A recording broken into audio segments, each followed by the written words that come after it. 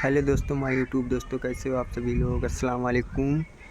तो मैं आप लोगों को पुरानी हवेली दिखाता हूँ। बहुत पुरानी हवेली है ये।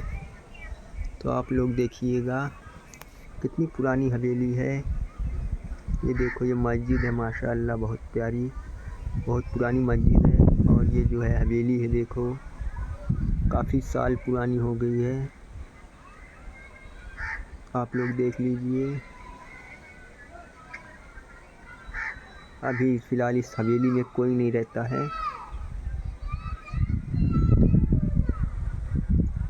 ये और ये मस्जिद है। ये देखो, नमाज़ पढ़ के सब जा रहे हैं। और ये मेन गेट है हवेली के अंदर जाने का।